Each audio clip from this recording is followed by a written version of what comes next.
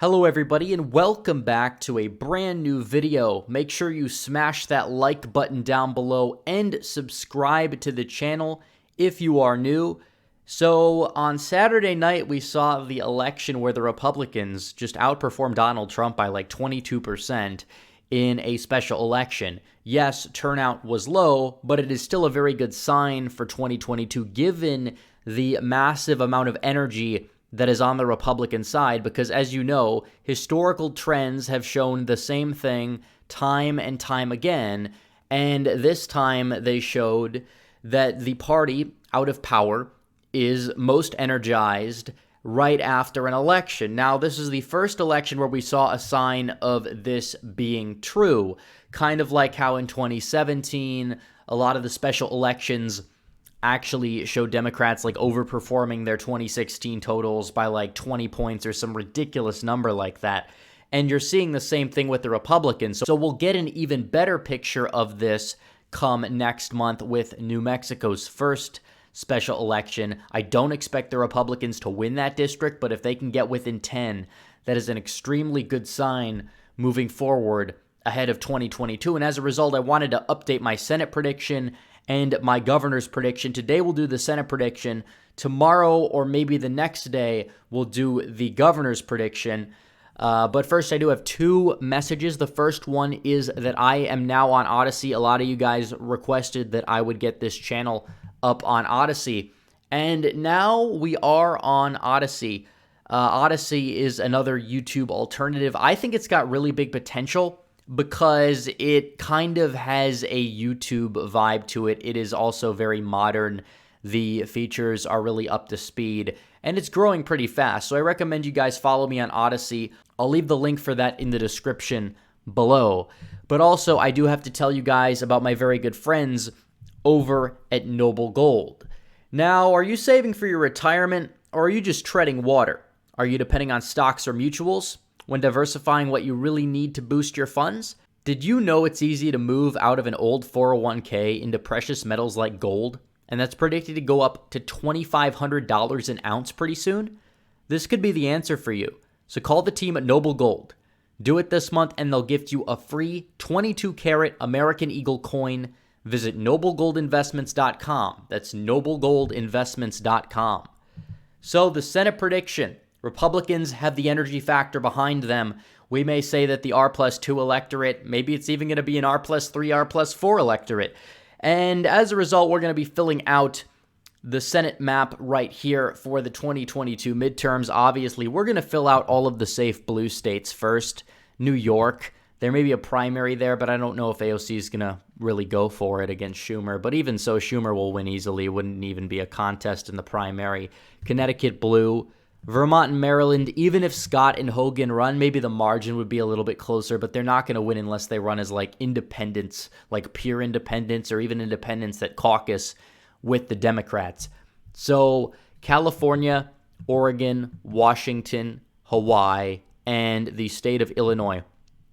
All of these are going to be Democrat states in the 2022 Senate election. So now let's fill out all of the safe Republican states. Obviously, the Dakotas, Kansas, Oklahoma, Arkansas, Missouri.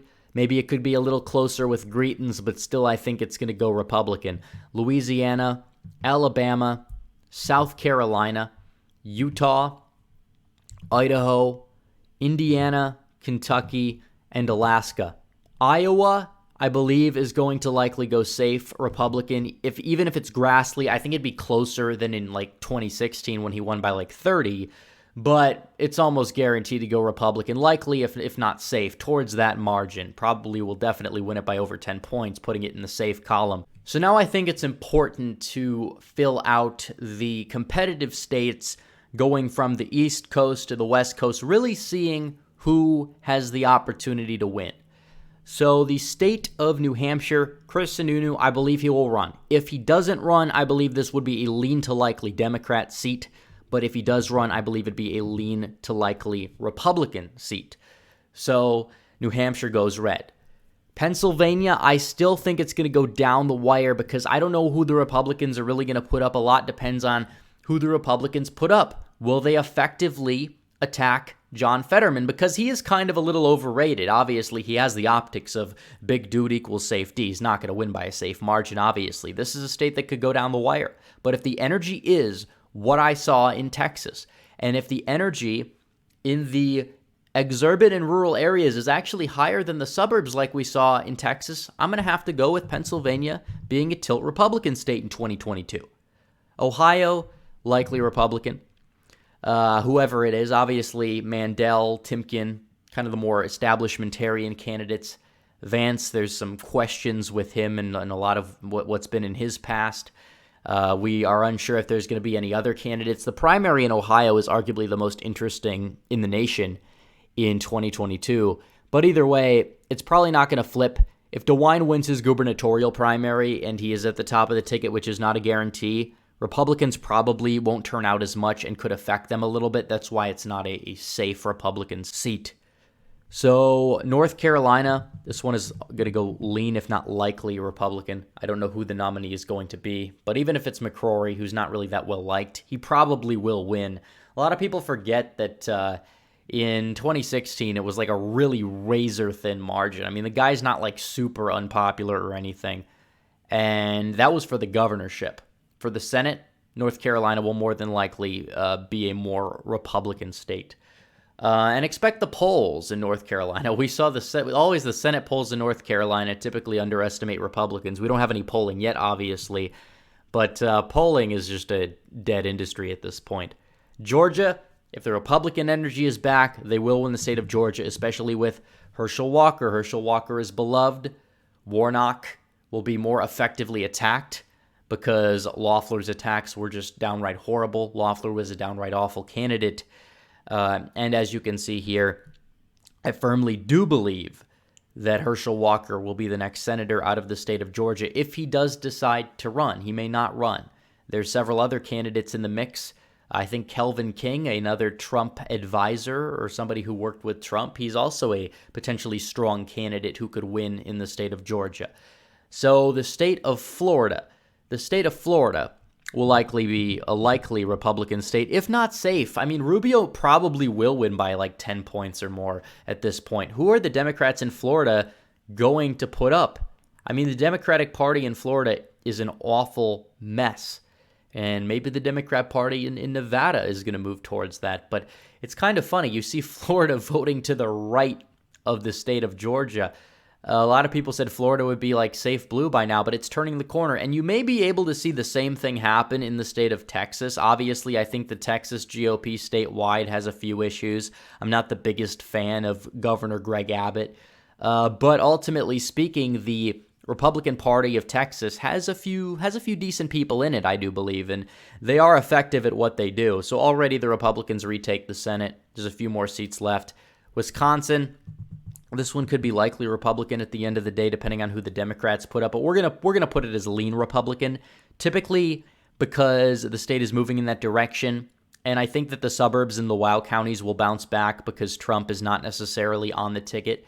And that's kind of what we saw happen in the 2018 midterms, where the WOW counties came out more for Scott Walker than they did Donald Trump in the 2016 election. Also, I think if the Trump base turns out in any capacity in Wisconsin and like the Driftless area, it should be an easy win for Ron Johnson, or if Ron Johnson doesn't run, which I don't believe that he will, whatever other candidate runs for governor or Senate in the state of Wisconsin. So now we move over to the state of Colorado. Even if Republicans turn out in huge numbers, I don't believe this seat has really a shot at flipping. Even if Gardner was to run again, I still don't believe it would. Bennett may not be the most super popular senator in the country or anything like that, but Colorado, with the way it's moving, he'll likely win re-election for sure. It's definitely not what it was in 2004. It definitely is Virginia of the Mountain West. So we have Nevada and we have Arizona. We have two more Senate seats that are up for grabs, and with the energy factor, with the Hispanics, look at McAllen, Texas. The number one mayoral candidate that advanced to the runoff is a conservative.